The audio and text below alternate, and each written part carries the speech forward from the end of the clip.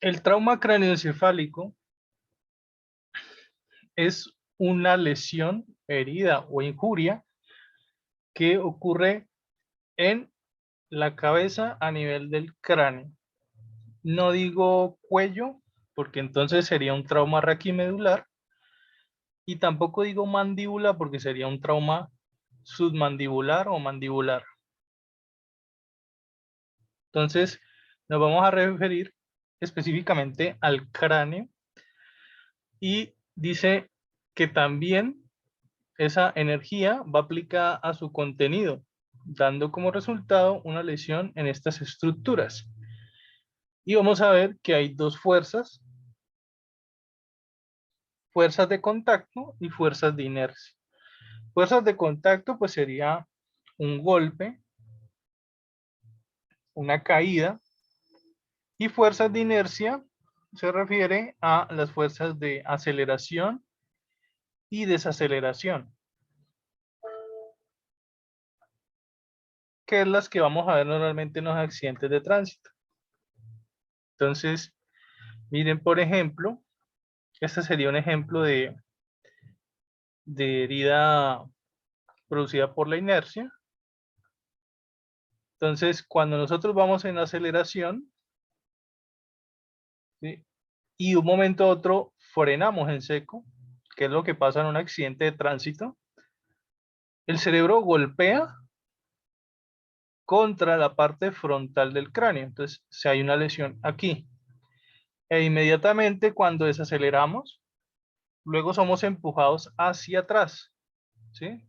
Yo creo que alguna vez ustedes de pronto lo han experimentado en algún bus o en algún vehículo de transporte cuando frena, ¿sí? Salimos hacia adelante e inmediatamente atrás hay otro golpe. ¿Y por qué se lesiona? Porque el cerebro no ocupa todo el tamaño del cráneo. Hay un espacio aquí y hay un espacio acá. El único animal que yo conozco que ocupe el cerebro todo el tamaño del cráneo, deben haber otros, pero digamos que el más conocido es el pájaro carpintero, ¿cierto? El pájaro carpintero, ¿qué pasa? Su cerebro ocupa todo el tamaño de su cráneo y eso hace que el pájaro carpintero pueda hacer esto, ta, ta, ta, ta, ta, ta, ta, ta, y taladrar en un árbol sin lesionarse el cerebro, ¿ya? Nosotros no, nosotros tenemos un espacio aquí y este espacio es ocupado por lo que nosotros llamamos el líquido cefalorraquídeo. ¿Se acuerdan cuando hablábamos del líquido cefalorraquídeo en la punción lumbar? Que extraíamos una cantidad de líquido que salía de la médula entre el E4 y el E5, ¿ya? Entonces, ese es el famoso líquido cefalorraquídeo. Él recorre toda la médula espinal, ¿sí? Entonces, ese espacio no está del todo hueco. Vamos a ver las clasificaciones del trauma craneoencefálico. Leve, moderado y severo. El leve se denomina a el trauma donde el paciente tiene un Glasgow de 14 a 15, moderado un Glasgow de 9 a 13 y severo un Glasgow menor o igual a 8. ¿Qué es eso del Glasgow? Es una escala que mide el nivel de conciencia. Se llama escala de coma de Glasgow y lo vamos a ver al final de esta presentación. Entonces tenemos dos tipos de lesiones, una lesión primaria y una lesión secundaria. La lesión primaria es la que nosotros vemos, el golpe, la caída, la fractura, esa es la lesión primaria, lo que nosotros podemos observar a simple vista. Mientras que la lesión secundaria es más oculta, no la podemos ver, ¿ya? Entonces, tenemos acá los hematomas en la lesión primaria, lesiones focales, lesiones difusas, lesiones vasculares, lesiones de nervios craneales, edema cerebral, fracturas y lesiones de cuero cabelludo. Entonces, como pueden ver, son lesiones que se pueden ver a simple vista. o se pueden medir con alguna monitorización. Las lesiones secundarias son lesiones más ocultas, no se pueden ver y están relacionados con la hipoxia y la isquemia. Ya hemos hablado antes de qué es hipoxia y qué es isquemia. Hipoxia es disminución de la cantidad de oxígeno de un tejido. E isquemia, cuando hay un taponamiento de una arteria, de un vaso sanguíneo, ¿ya? Y eso impide que llegue el oxígeno. Por lo tanto, la isquemia produce también hipoxia, ¿ya? Entonces, esa lesión secundaria está relacionada con la hipoxia y la isquemia. Miremos acá, el flujo sanguíneo cerebral generalmente es de 50 mililitros por cada 100 gramos por minuto. Esa es la unidad de medida de cuánta sangre pasa por minuto hacia el cerebro. Después de que hay un trauma cráneoencefálico, el flujo sanguíneo cerebral disminuye. De 50 pasa en promedio a 27. ¿Qué me está indicando eso? Que cuando hay golpes en la cabeza, cuando hay traumas cráneoencefálicos, el cerebro disminuye su flujo sanguíneo cerebral. Y si disminuye el flujo sanguíneo, el paciente puede llegar fácilmente a una hipoxia. Miren lo que nos dice acá, el cerebro consume el 20% del gasto cardíaco. ¿Cuál va a ser el objetivo de la reanimación? Prevenir la lesión secundaria. La lesión primaria no la podemos prevenir. ¿Por qué? Porque la lesión primaria es la que está ocurriendo en el momento, ¿cierto? El paciente recibió un golpe, se cayó, sufrió un accidente de tránsito, una herida de bala, etcétera. Entonces, la lesión primaria no la podemos prevenir porque ya está ocurriendo en el acto. El objetivo es prevenir la lesión secundaria, que es la invisible, la oculta. Entonces acá empezamos a ver unas unidades de medida, no se me asusten. Vemos lo que es la PPC, la PIC, ¿sí? Ya les voy a explicar qué es. La PPC es presión de perfusión cerebral y la PIC es presión intracraneal. Entonces nos dice acá, PPC es igual a TAN menos PIC. ¿Se acuerdan de la TAM? Cuando hablábamos de presión arterial. Cuando hablábamos de presión arterial, yo les decía que había presión arterial sistólica y presión arterial diastólica. Claros ahí, ¿cierto? Pero también les dije que había una presión arterial media. ¿Ya? ¿Se acuerdan cuando hablábamos de presión arterial media? Que era más o menos una sistólica más 2 diastólicas dividido 3. Y esa era la presión arterial media. A ver, hago un paréntesis aquí.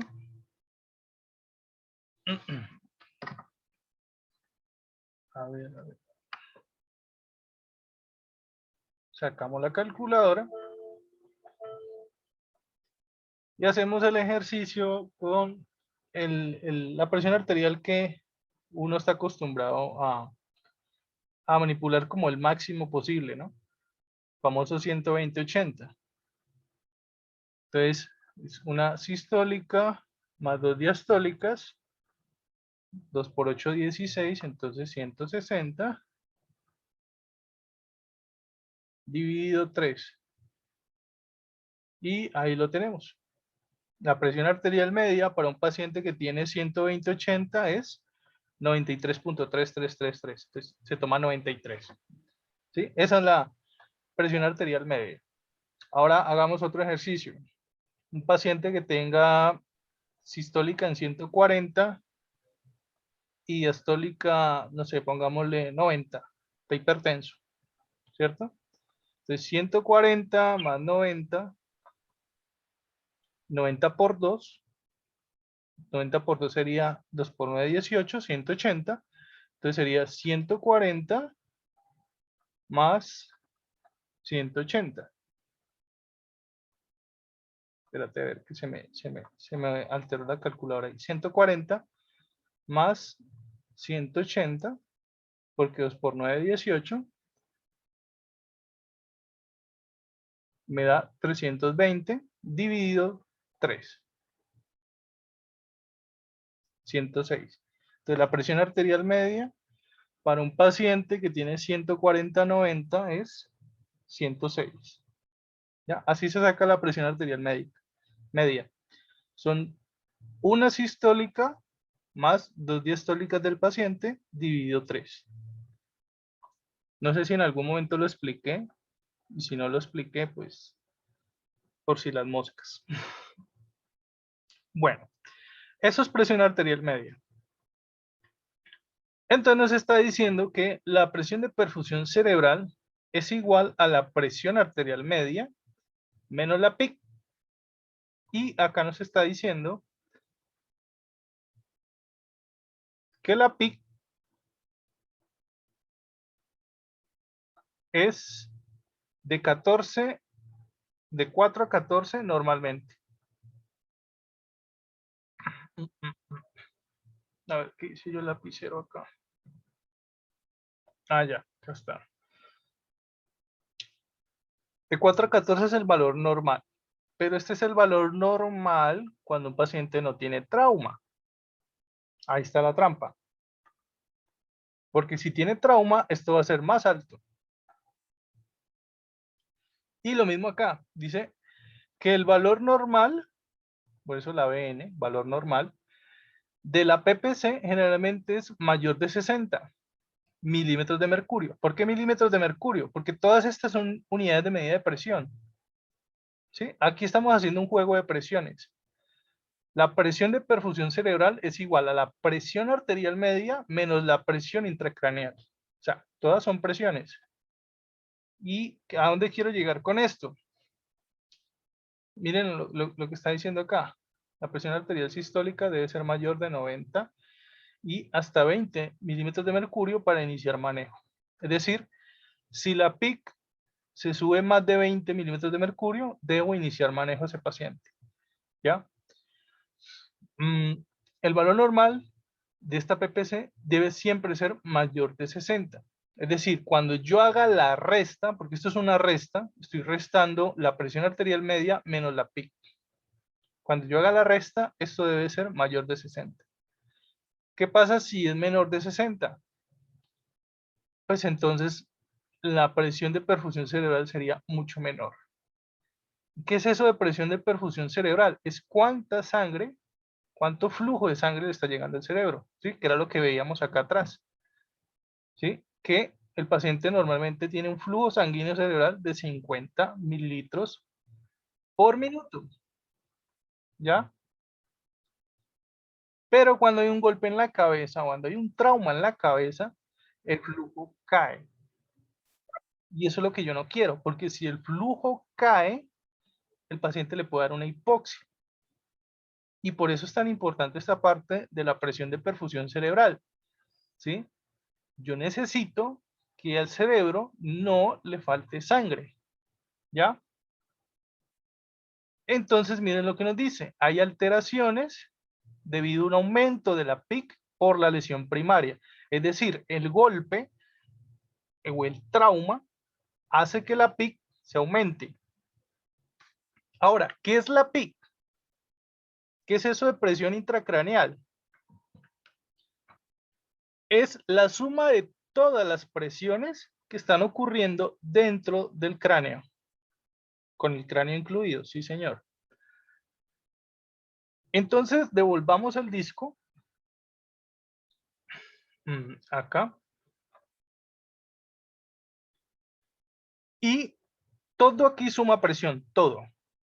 Desde la sangre hasta el cerebro en sí mismo e incluyendo el líquido cefalorraquídeo e incluyendo el cráneo. Todo eso genera una presión aquí adentro. ¿Qué es lo que yo no puedo dejar que pase? Que esta presión se aumente tanto que al cerebro no le llegue sangre. ¿Sí? La presión aumenta tanto que la sangre no sube, no llega. ¿Ya? O llega disminuida. Y eso es lo que yo no quiero. Que la presión se aumente tanto que la sangre no pueda llegar. Y por eso es tan importante este valor de acá. la presión arterial media. Entonces, lo que han encontrado es que le va mejor al paciente cuando tiene hipertensión arterial.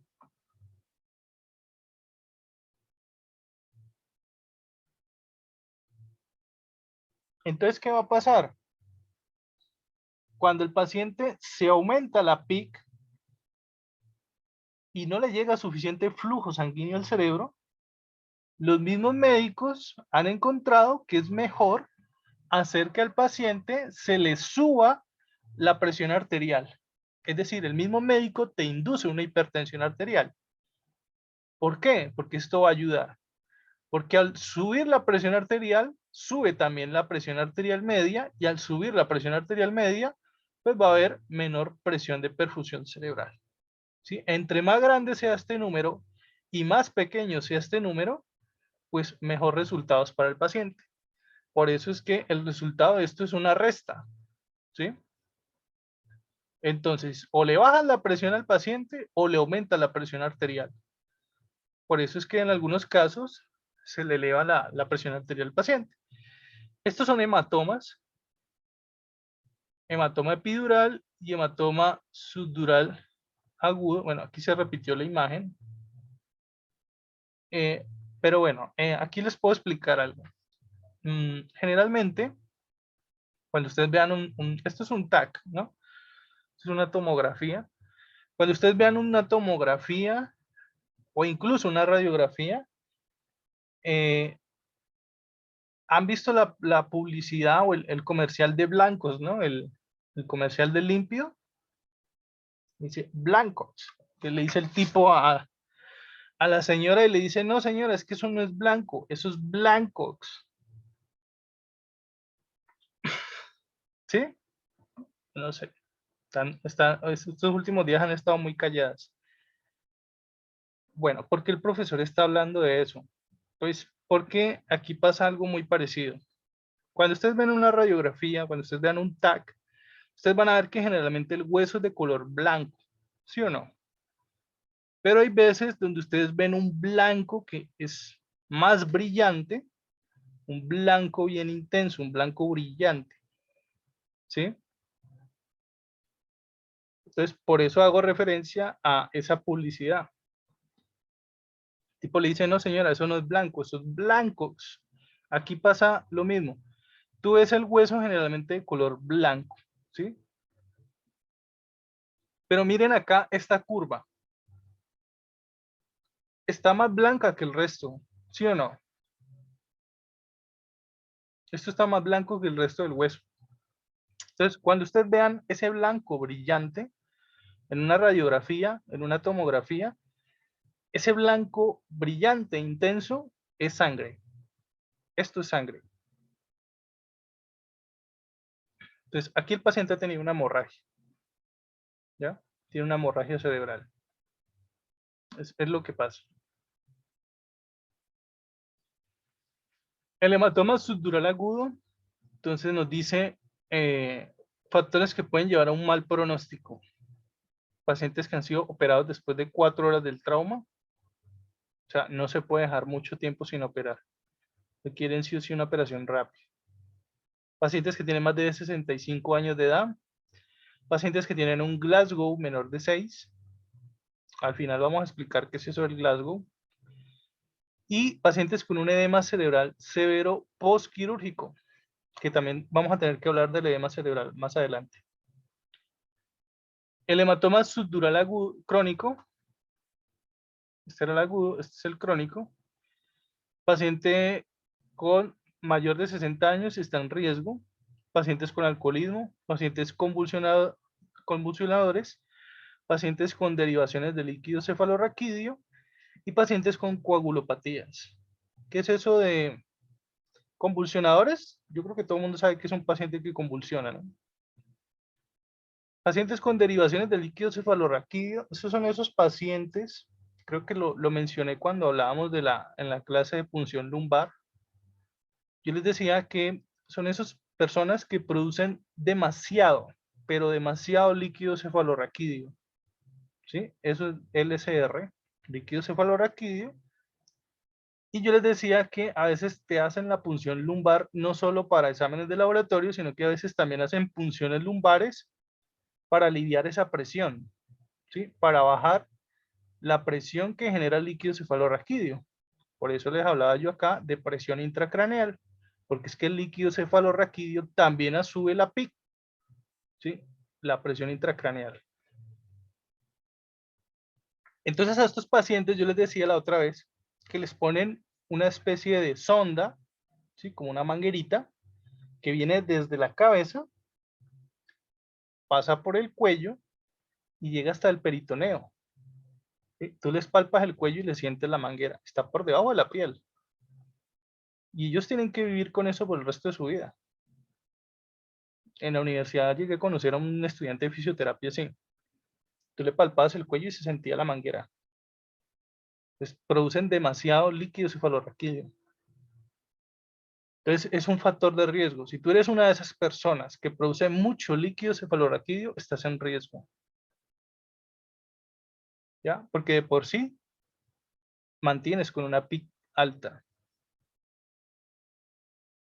Y los pacientes con coagulopatías, pues no sé si tenga que explicar eso, pero para el que de pronto no sepa, las coagulopatías son pacientes que o no coagulan bien o lo contrario, coagulan demasiado. ¿Sí? Como dice el dicho, ni poco que no le alumbre el santo, ni mucho que me lo queme. ¿Sí? Es malo tener plaquetas bajas, sí, pero también es malo tener las plaquetas altas. ¿Ya? Entonces, tienes trastornos de la coagulación, pues terminar generando un trombo y un trombo puede terminar generando una isquemia, una ACV. Entonces, miremos acá la clínica. Cefalea. ¿Qué es cefalea?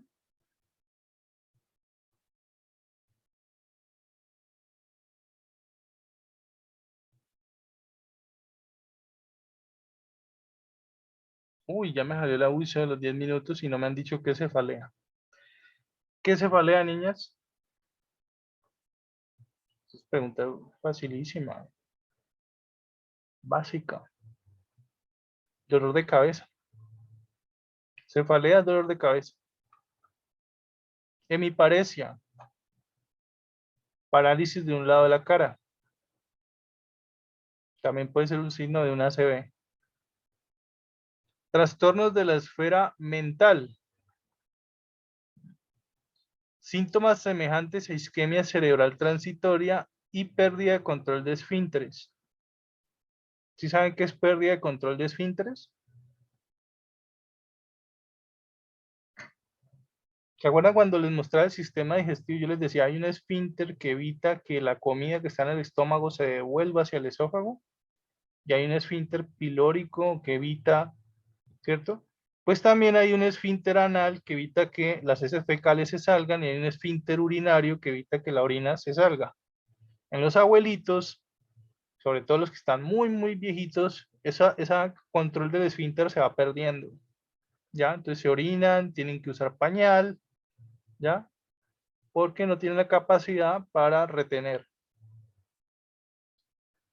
Bueno, lesión accional difusa, dice hay una lesión en la cual la persona permanece en coma en ausencia de una lesión expansiva como hematomas, contusiones o lesiones isquémicas. Así se ve una lesión accional difusa. Pues este se diferencia de los otros porque dice que no hay hematoma, no hay lesiones isquémicas. Entonces, este es el golpe en la cabeza que no produce un hematoma ni produce isquemia, pero hay un daño a nivel de las neuronas. Por eso se llama lesión axonal.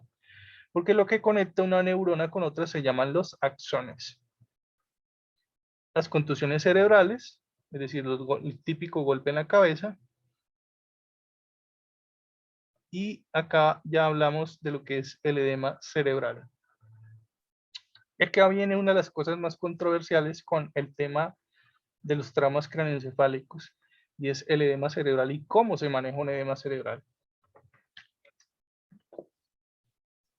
Yo no sé si todavía hay alguien que a estas alturas no conozca la definición de edema.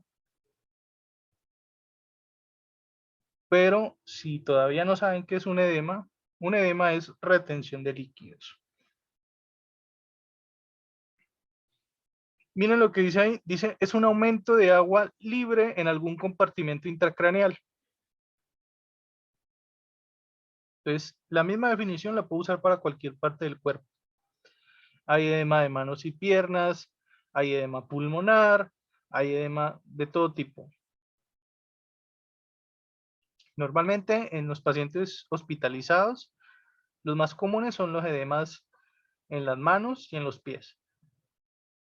Porque les pasan mucho líquido endovenoso, mucha destroza o mucha solución salina, o muchos medicamentos por vena, y el paciente empieza a acumular mucho líquido y todos esos líquidos se van para las extremidades, manos, brazos, piernas, pies, ¿sí? Entonces tú ves manos y pies hinchadas.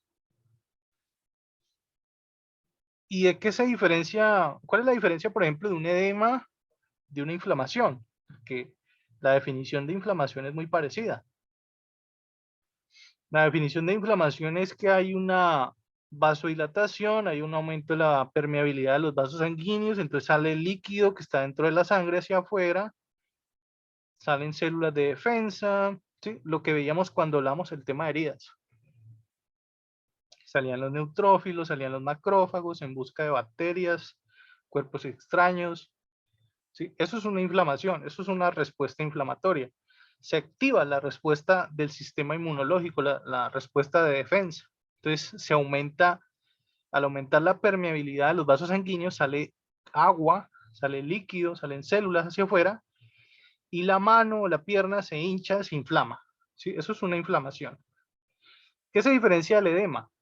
Que el edema no es ninguna respuesta inmunológica, entonces no salen células de defensa, no sale, eh, digamos, una respuesta agresiva, no.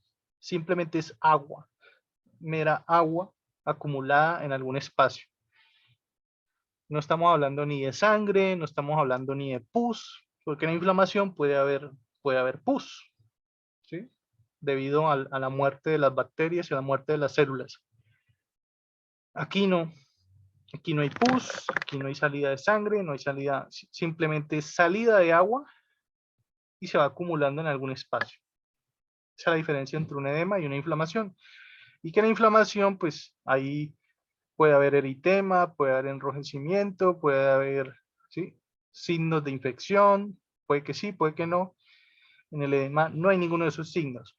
Otra forma más visual, donde yo puedo ver la diferencia en edema, es en el color de la piel. Cuando hay inflamación, la piel generalmente se pone rojiza, ¿sí?, un eritema. Cuando es edema, la piel se ve brillante, como si la hubieran estirado. Se ve la piel estirada y se ve brillante. Tiene un aspecto brilloso. Es otra forma de yo ver cuando hay un edema. Bueno, pero acá estamos hablando de un edema a nivel cerebral. Entonces no voy a poder ver esas mismas características. Porque el edema no está ocurriendo a nivel de la piel. El edema está ocurriendo dentro del cerebro. Entonces va a tener otras características. Entonces vamos a ver que hay tres tipos de edema. Edema citotóxico o celular, edema vasogénico y edema periventricular o intersticial. El edema citotóxico celular, como el nombre lo dice, es un edema adentro de las células. Por lo tanto, ¿quién es la que se está hinchando de agua? La célula. ¿Sí? La célula se está hinchando de agua. Es un edema a nivel celular. El edema vasogénico es un edema a nivel del vaso sanguíneo. Entonces, ¿quién es el que se está hinchando de agua? El vaso sanguíneo, no la célula. ¿Ya? Y el edema intersticial es cuando el agua no se va ni adentro de los vasos sanguíneos ni adentro de la célula, sino en alguna cavidad dentro del cráneo. ¿Ya? Entonces, esos son los tres tipos de edema que pueden ocurrir a nivel cerebral.